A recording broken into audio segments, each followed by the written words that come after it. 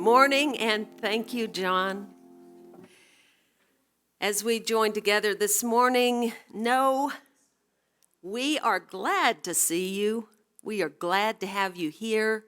Our arms and hearts are open to all who come in goodwill. I'm Vanessa Cowie, your worship associate this morning. Here's a rundown of a couple of announcements. Don't forget to sign up in advance if you're coming for dinner on Wonderful Wednesday, the 13th, week from this Wednesday. Dinner reservations are needed because of limited seating and limited food, I presume. Or just come at 6:30 without a reservation for the movie, only the movie. Details are in your UU Update newsletter. And Reverend Bob is away on vacation this week, and he wants you to know that the toll-free pastoral care number is being answered. It's covered by Loving Hearts and Helping Hands volunteers. Thank you for that. Joanna Bliss was unable to come this morning, but she sent her words to share on this month's collaborative charitable giving organization, the Dignity Project. She says, this month our special collection is UUTC's own The Dignity Project. The project was begun in 2018 in response to requests from agencies in Transylvania County serving our less fortunate neighbors. We provide personal hygiene products, razors, soap, deodorant, shampoo, toothbrush and toothpaste, shaving cream, as well as condoms. We also provide diapers and wipes so mothers can keep their babies hygienic. Items are distributed to the agencies based on their requests for what they need. These items help those in need face the world with dignity. Today's sermon, An America That Yet Could Be, was offered to UU congregations a year ago in the dark days of lockdown by the Tar Heel UU Worship Project. 4 North Carolina ministers shared their recorded gifts. This one was prepared for the July 4th weekend in 2021. And although there are occasionally remarks that seem dated, overall, we are faced with the same kinds of issues that we were a year ago. The minister who you'll hear speak is the Reverend Deborah Kayer, and she was then the acting lead minister of the Eno River Unitarian Universalist Fellowship in Durham. She was joined by 3 members of her congregation, each reading a poem, which she will then comment on. We gave the third voice among those 3 to our own Alice Wellborn, because we really wanted you to have at least one live reader this morning. Last week in Portland, Oregon, the Reverend Susan Frederick Gray, president of our UU Association, noted in her annual address that we're in a troubling time. And among other things, she called us to joy. She said, in this world of tumult and pain, the world needs our joy. Joy is life-saving alongside our faith, our courage, our truth-telling, our moral witness, and our good old UU earnestness. We must remember that there is something liberating and powerful in joy. With that, I ask you to rise in body or in spirit and joyfully sing our first hymn, number 121, We'll Build a Land.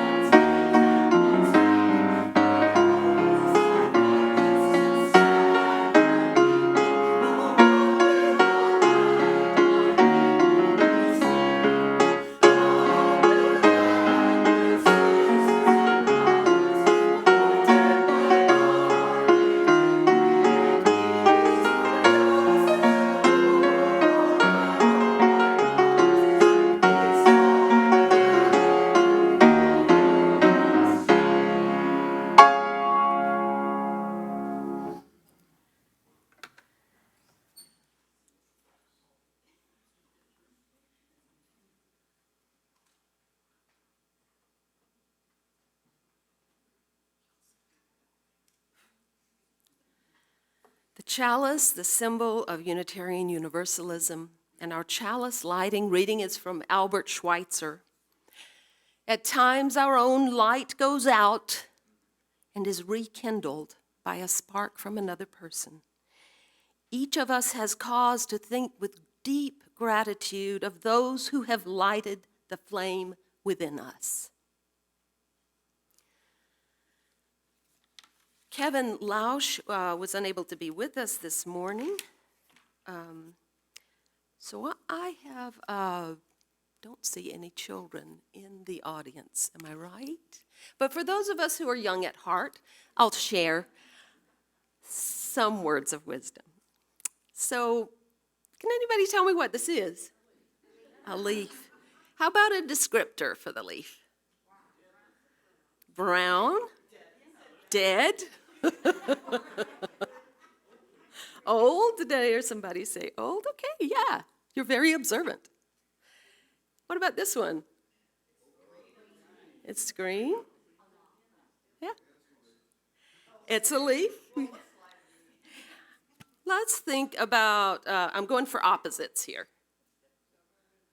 So, yeah. So we have old and young, or old and new. And what am I doing here? Turning over a new leaf. Very good. So the gist of this story or example is that we always have an opportunity to change, to bring about something new, even though we may feel without hope. We can bring forth something new like the oak tree.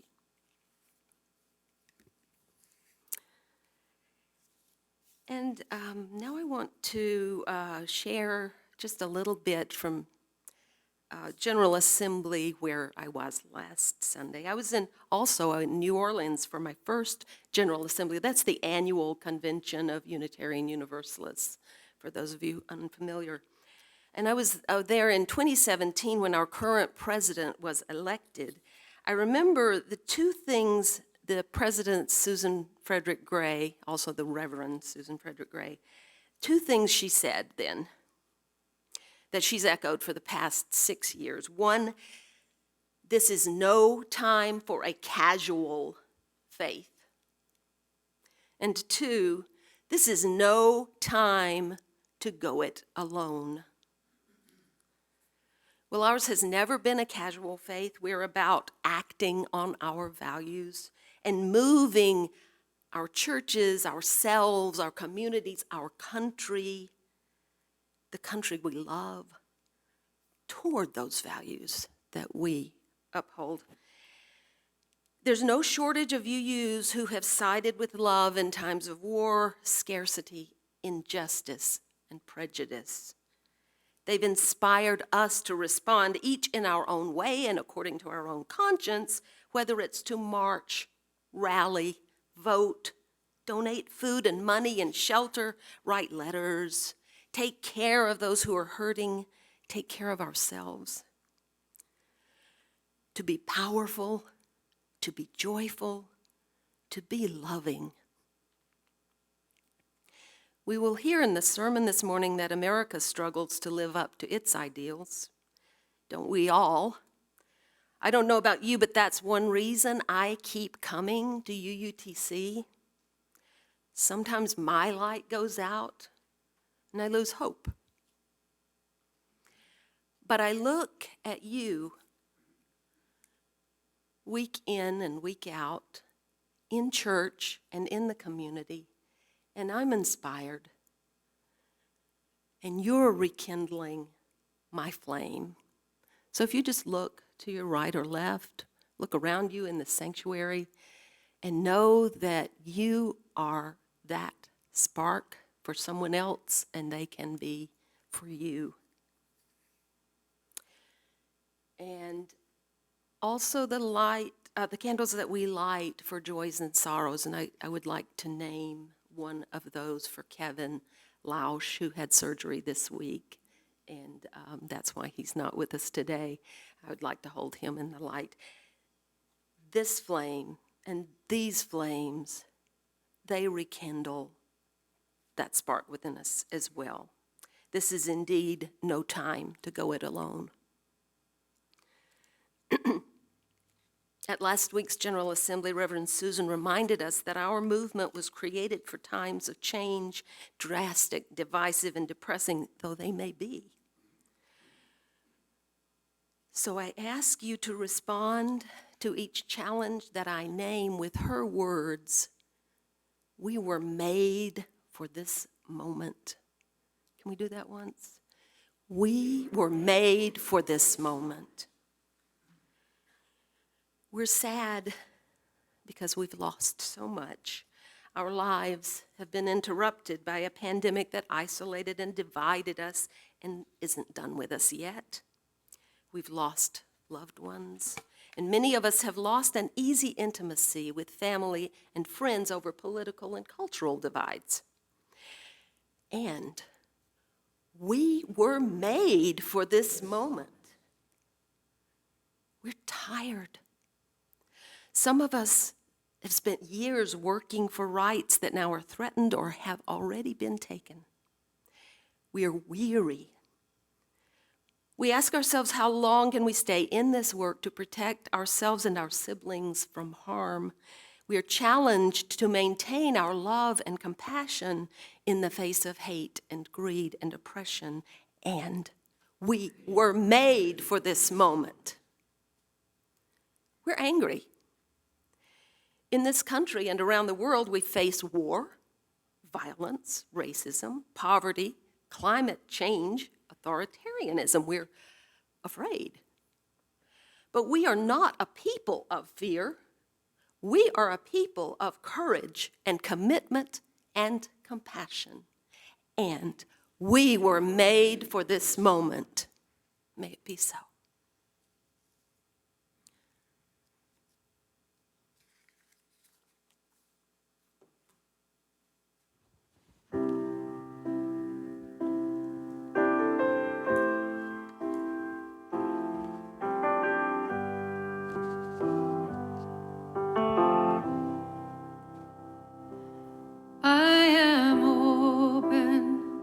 And I am willing, for to be hopeless would seem so strange. It dishonors those who go before us. So lift me up to the light of change. There is a in my family, and there is sorrow in my town. There is a panic all across the nation, and there is wailing the whole world round. But I am open, and to be hopeless would seem so strange. It dishonors those who go before us. So lift me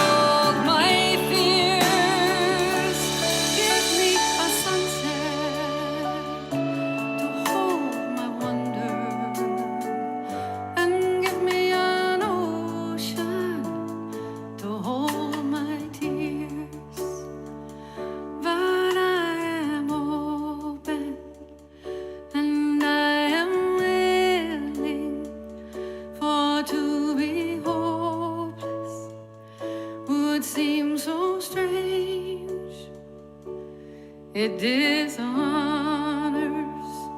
those who go before us. So lift me up to the light of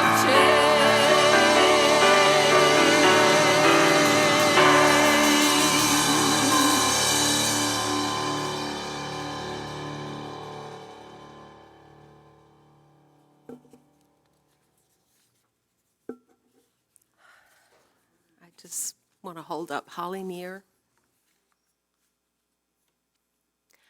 Our being together here in this space signifies our loving commitment to a more just and compassionate world. And our offering is the action that goes with that commitment, one of the actions. Your monetary contributions to UUTC fund our mission, whether you drop them into a basket today or donate online. And reminder that our charitable giving recipient this morning is the Dignity Project, and throughout this month.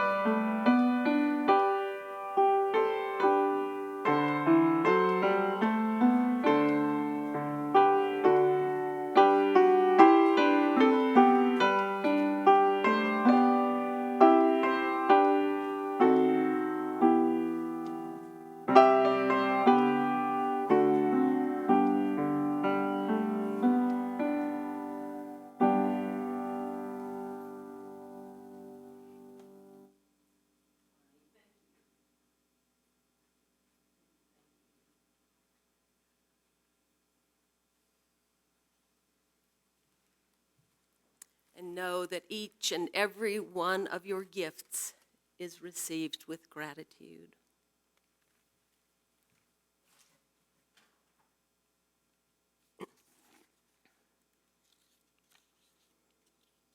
And now for our sermon.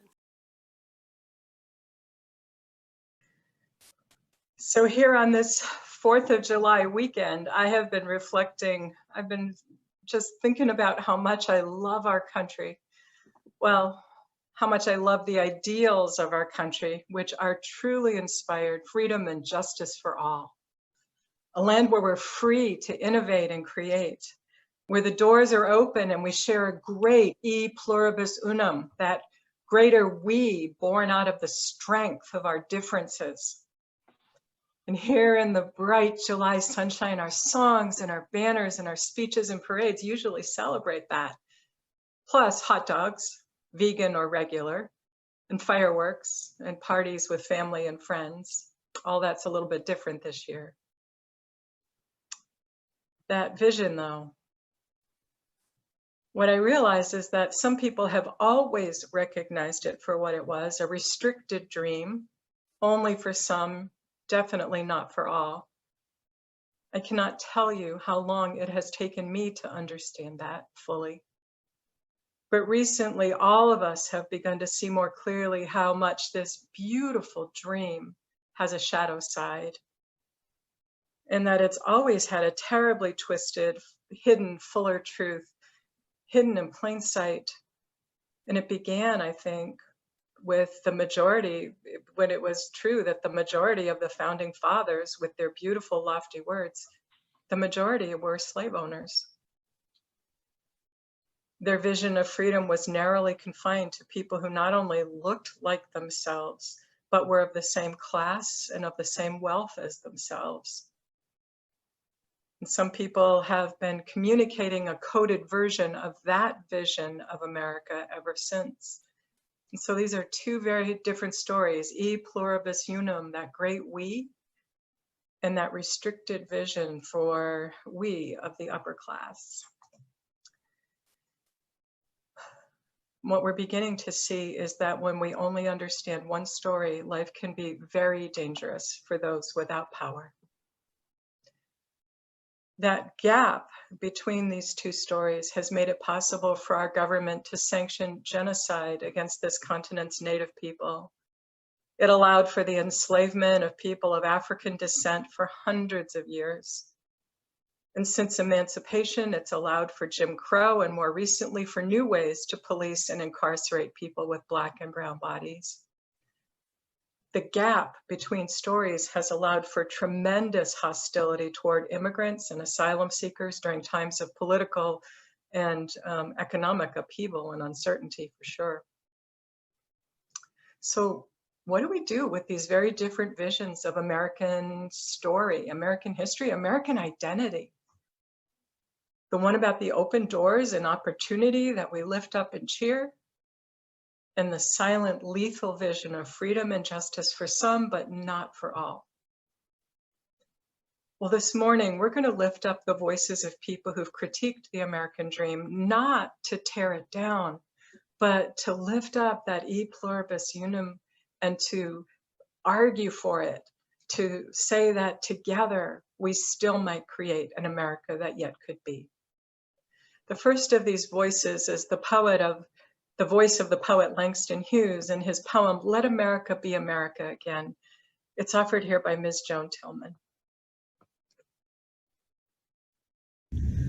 Let America be America again. Let it be the dream it used to be. Let it be the pioneer on the plain seeking a home where he himself is free. America never was America to me. Let America be the dream the dreamers dreamed. Let it be the great strong land of love where never kings connive, nor tyrants scheme that any man be crushed by one above. It never was America to me. Oh, let my land be a land where liberty is crowned with no false patriotic wreath, but opportunity is real and life is free. Equality is in the air we breathe. There's never been equality for me, nor freedom in this homeland of the free. Say, who are you that mumbles in the dark? And who are you that draws your veil across the stars? I am the poor white, fooled and pushed apart. I am the Negro bearing slavery's scars. I am the red man driven from the land. I am the immigrant clutching the hope I seek and finding only the same old stupid plan of dog eat dog, of mighty crush the weak.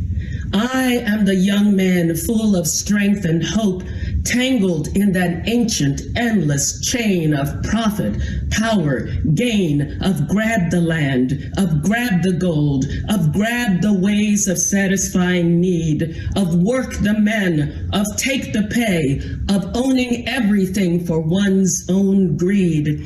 I am the farmer, bondsman to the soil. I am the worker sold to the machine. I am the Negro, servant of you all.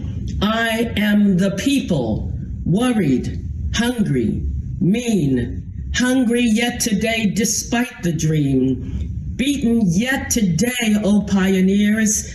I am the man who never got ahead, the poorest worker bartered through the years, yet I'm the one who dreamt our basic dream in that old world while still a serf of kings, who dreamt a dream so strong, so brave, so true that even yet its mighty daring sings in every brick and stone, in every furrow turn that's made America the land it has become. Oh, I'm the man who sailed those early seas in search of what I meant to be my home. For I'm the one who left dark Ireland's shore and Poland's plain and England's grassy lea, and torn from black Africa's strand I came to build a homeland of the free, a dream still beckoning to me. Oh, let America be America again, the land that never has been yet and yet must be, the land where every man is free, the land that's mine, the poor man's, Indians, Negro, me who made America, whose sweat and blood, whose faith and pain, whose hand at the foundry, whose plow in the rain must bring back our mighty dream again. Sure, call me any ugly name you choose. The steel of freedom does not stain. From those who live like leeches on the people's lives, we must take back our land again, America. Oh yes, I say it plain, America never was America to me, and yet I swear this oath, America will be.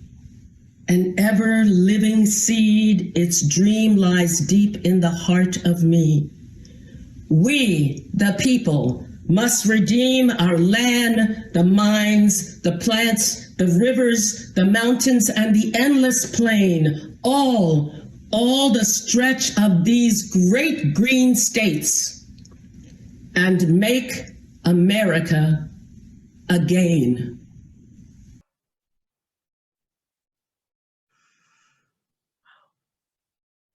I so admire Hugh's vision. How a minority among the owning class have kept workers wanting for a decent wage. How they divided poor whites from others, especially blacks, so none of them could unite for a better life. He makes me think about how the dream of America over time has been divided and rationed when all around us this abundant land could take care of everybody. This month, I'm one of the leaders of the 30-day Racial Equity Challenge at ERUF. Racism is real, and it's harmful to all people, whether we are aware of it or not. However, of course, racism negatively impacts people of color so much more harshly than it affects white people. While people of color are painfully aware of this, because survival depends on it, this system subtly conditions white people to be unconscious about race and racism. And racism can only survive when white people remain unconscious. And so we've created this 30-day challenge as a learning space for white people about racism so that we can begin to do our part to help break it down. So there are a number of different definitions of racism. One is that racism is bias or prejudice plus the power to enforce it. Another is that racism isn't about being a good person or a bad person. It's not really about individuals at all. It's about systems of power that prevent equality. Today, Ibram X. Kendi points out that contemporary racism originated out of self-interest. It was the self-interest of a tiny group of wealthy people in the 15th century in Europe.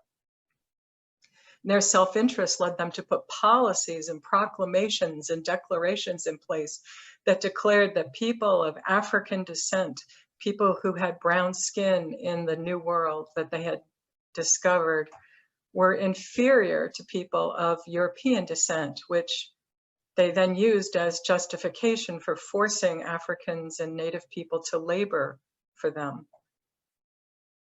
In this country, years later, poor white people were promised that they could have a few of the benefits, a little land, a little protection against starvation, if they separated themselves from Black and brown people, if they did not join together to fight for their rights.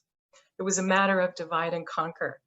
That's what racism was created for, and it worked then, and it is working ever since. While systemic racism does exist, it can be noticed, it can be named, it can be challenged, it can be replaced with something better, far more life-giving, more inclusive of everyone. For Kendi, racism is not about who we are, it's about what we do.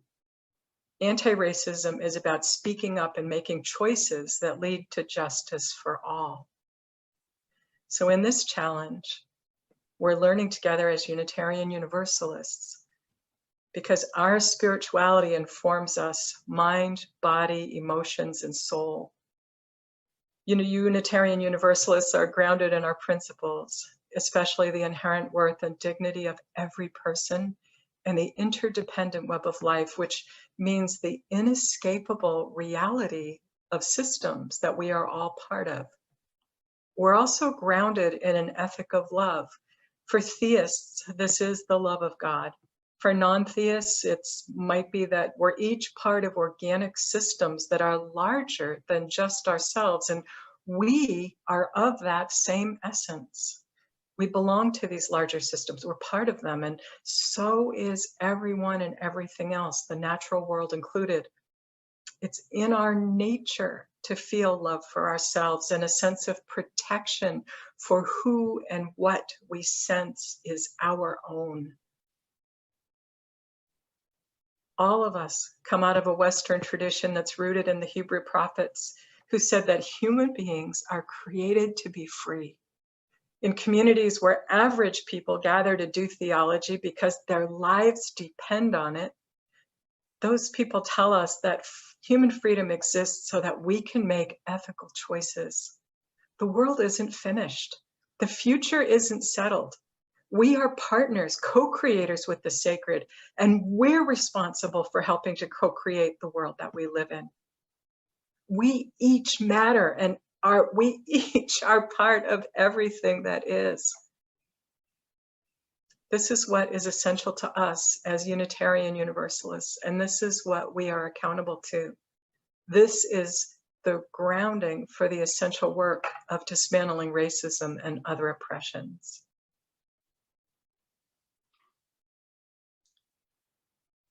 Today's reading is by Richard Blanco. He is the brilliant American poet, public speaker, author.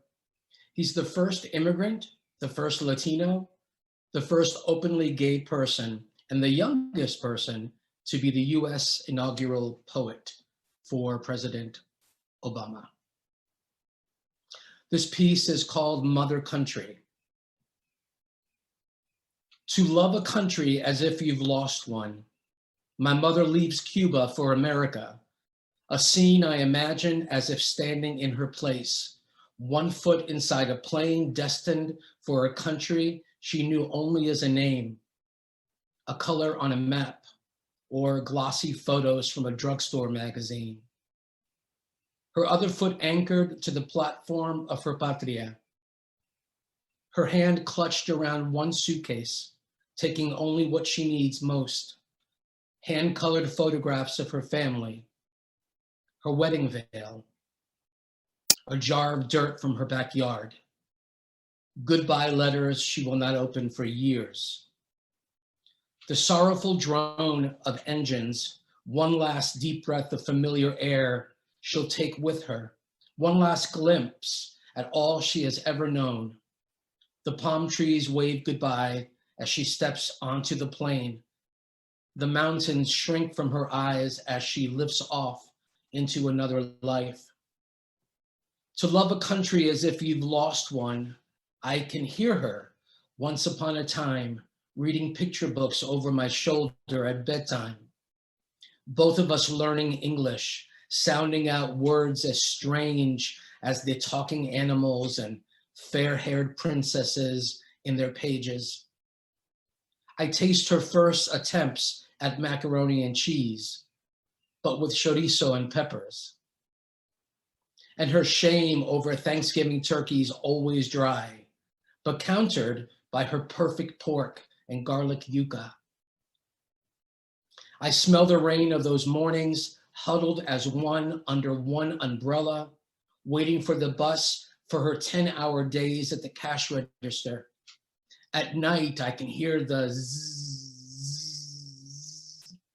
of her sewing machine as she makes her own blouses, as she makes quinceañera dresses for her nieces still in Cuba, trying to imagine their sizes, as she makes gowns that she'd sell to our neighbors to save money for that rusty old white sedan.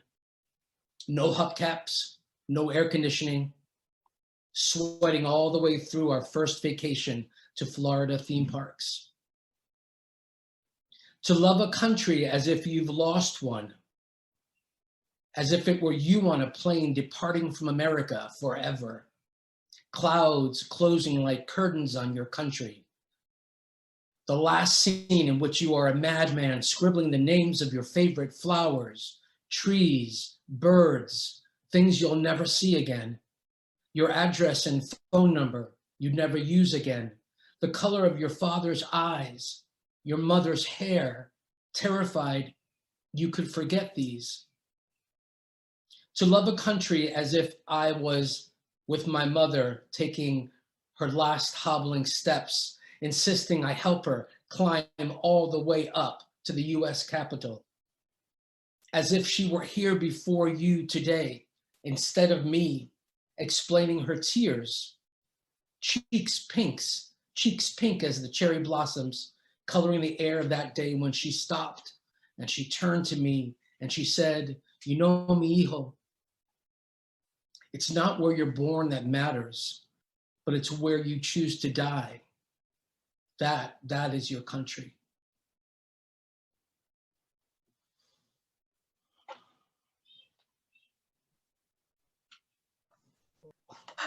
Richard Blanco describes his mother's experience of leaving Cuba, breathing in the last breaths of tropical air, noting plants and birds, colors and smells.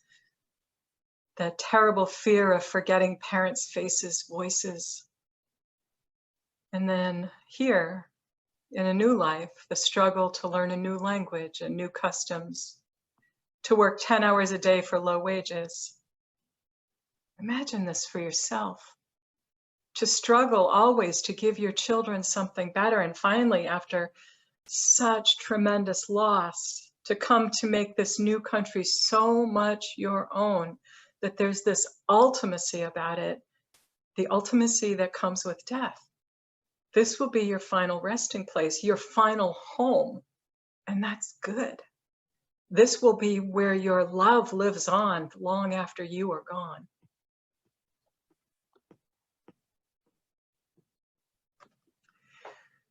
One of the most interesting things about America, with all of our nostalgia for the Statue of Liberty welcoming immigrants to this country, is that for a time, every group of immigrants has at first been relegated to the status of outsider. And for a time, each group has been portrayed as dirty, ignorant, not trustworthy, sometimes not fully human and therefore dangerous. Sometimes this has been even more pronounced for people who were most like Northern Europeans. The Irish, for example, were horribly discriminated against. They starved in the streets and they lived in abandoned cellars with no roof overhead in the winter. And few, except the Irish, thought that this was a problem. They were caricatured as subhuman in the political cartoons of the day.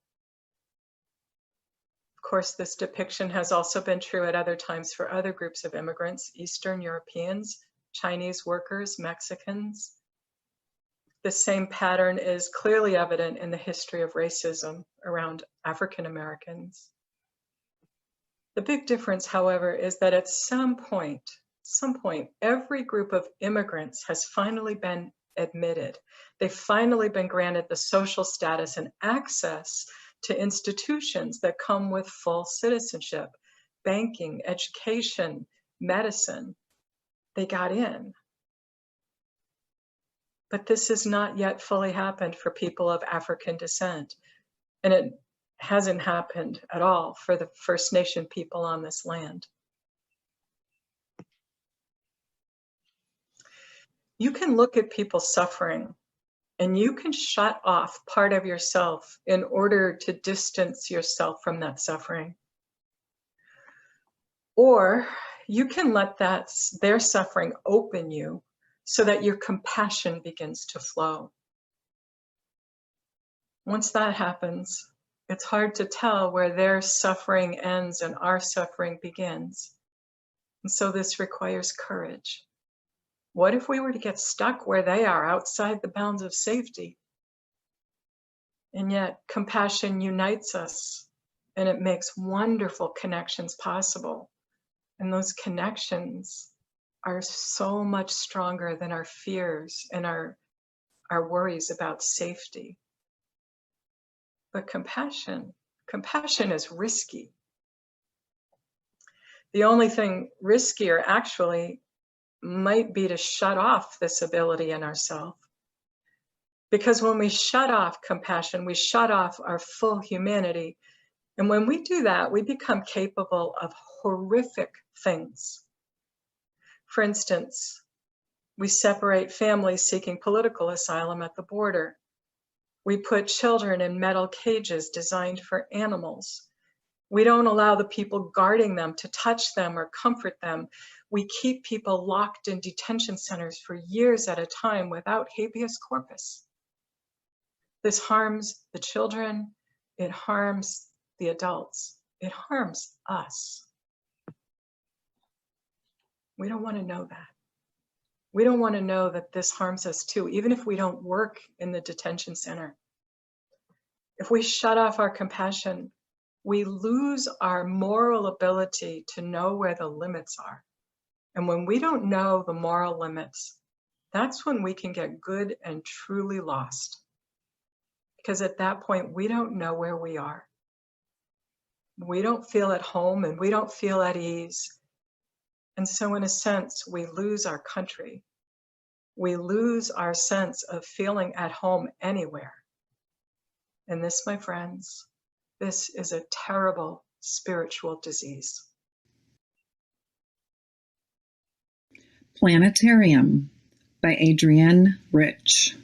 Thinking of Caroline Herschel, 1750 to 1848, astronomer, sister of William and others. A woman in the shape of a monster in the shape of a woman. The skies are full of them. A woman in the snow, among the clocks and instruments, or measuring the ground with poles. In her 98 years to discover 8 comets. She, whom the moon ruled like us, levitating into the night sky, riding the polished lenses. Galaxies of women there, doing penance for impetuousness, ribs chilled in those spaces of the mind. And I, virile, precise, and absolutely certain, from the mad webs of Uranusburg, encountering the nova. Every impulse of light exploding from the core as life flies out of us. Tycho whispering at last, "Let me not seem to have lived in vain." What we see, and seeing is changing. The light that shrivels a mountain and leaves a man alive. Heartbeat of the pulsar, heart sweating through my body. The radio impulse pouring in from Taurus. I am bombarded, yet I stand.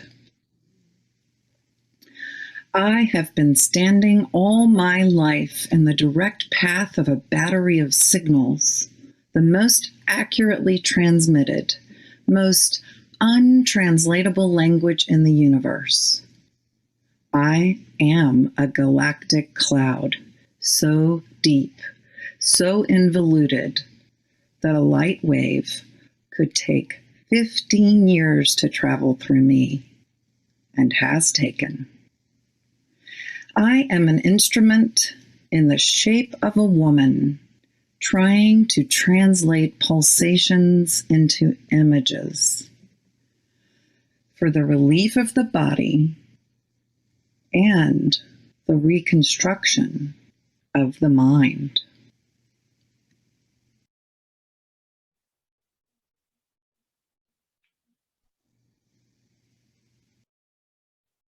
That was Emily Cox reading Adrienne Rich's poem, Planetarium. Rich just has a way with language that is compact and precise, and yet it's expansive all at once. She writes of the astronomer Caroline Herschel, who somehow believed in herself and her abilities, despite the terrible prejudices of her day about women. Women who at times have been considered so other than men that we appear monstrous, so other that neither our bodies nor our minds can be trusted. Rich alludes to Herschel, a woman aspiring to science, as some kind of monster, seeming to ascend into space like a witch, riding not a broom, but the polished lenses of a telescope. Some people of Herschel's time wondered how else a mere woman could have discovered 8 comets in her lifetime.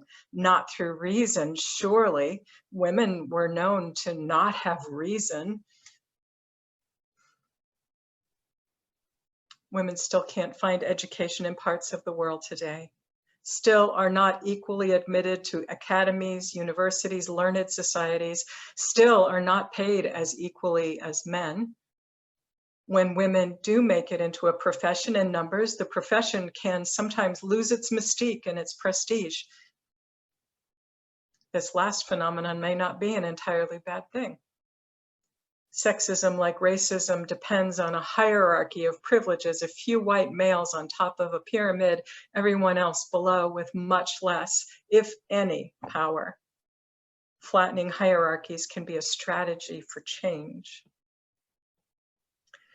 So can paying attention to our bodies, our emotions, and the information that comes through our bodies about when we're safe and when we're in danger. People who teach self-defense tell us that the first defense is to pay attention to the world around us with all of our senses and to trust our instincts, trust our gut. When we get the feeling that we're in danger, pay attention, look around, be on your toes, ready to pivot, ready to dodge, ready to kick, and fight like hell if you have to, and get to safety as soon as possible. Rich points out that our bodies can also be the source of ultimate information that will make us fully human, that will endow our lives with great meaning. I am an instrument in the shape of a woman, trying to translate pulsations into images for the relief of the body and the reconstruction of the mind. When we embrace our life, however uncomfortable, however harsh or lonely, we uncover our ability to listen, translate, create new images, new meaning. And all of this comes through our bodies. Not the bodies controlled by advertising, but the sacred network of flesh and bone, neural networks that capture information and sacred pleasure. We can be at home in our body if we listen to it and trust it. When we do these things, we heal the pain of our suffering and open our minds in life-giving ways. Western culture actually needs us to not listen to our body in order for the status quo to function. If everyone listened to their body, our whole economy would have to be recreated. And depending on what we put in its place, it might not be so bad. If all of this is true for women and for people living in non-binary bodies, and it is true, then it's also true for immigrants and those seeking asylum. It's true for people of African descent. And here's the kicker. It's true for men too. So men, listen to your bodies, because we can't wait. All of us need to love our bodies, whatever shape, whatever size, whatever ability, whatever non-conforming ways they miraculously exist and persist. We need to think more freely than the boxes we have been taught to stay inside. All of this is part of the way that revolutionary love makes its way through us and into the world. This morning in the first hymn we heard, we'll build a land where sisters and brothers, where all members of the family, anointed by God, can create peace, a greater wholeness, a deep, trustworthy shalom. When we wake up to the reality of systemic racism and make different choices, when we give our hearts to a particular place and it becomes home, when we love our bodies and trust what comes through them into our conscious minds, we help create an America, in fact, a whole world that yet can be. That's the good news this morning, friends. The world is not finished. There's great possibility ahead. Amen. Ashe. Blessed be.